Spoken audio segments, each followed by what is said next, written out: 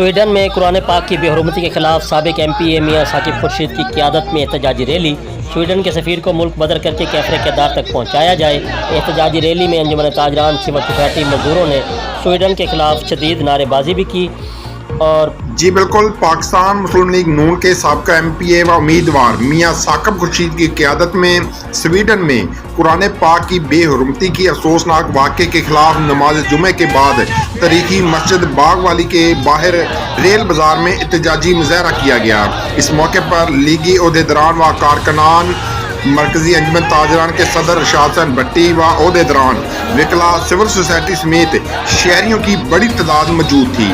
مقررین نے اپنے خیالات کا اظہار کرتے ہوئے کہا کہ سویڈن میں قرآن پاک کی بے حرمتی ایسے واقعات کی کڑی ہے جو گائے بگائے اسلام دشمن ناصر کی طرف سے کیے جاتے ہیں۔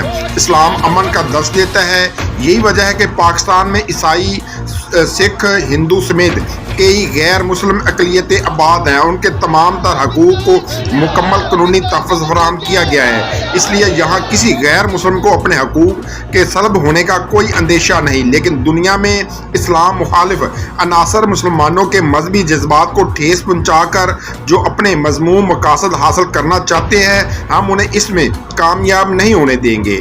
تحفظ قرآن ہمارے ایمان کا حصہ ہے، اس پر ہم کسی صورت بھی پیچھے نہیں ہٹیں گے۔ ہم حکومت سے مطالبہ کرتے ہیں سویڈن سفیر کو فوری طور پر ملک بدر کیا جائے، اس واقعے کو عالمی سطح پر اٹھایا جائے اور عالمی سطح پر تمام مذاہب سے متعلق قانون پر عمل درآمد کو یقینی بنایا جائے۔ جس نے یہ ناپاک جسارت کی ہے اس مقام عبرت کا بنا دیا جائے۔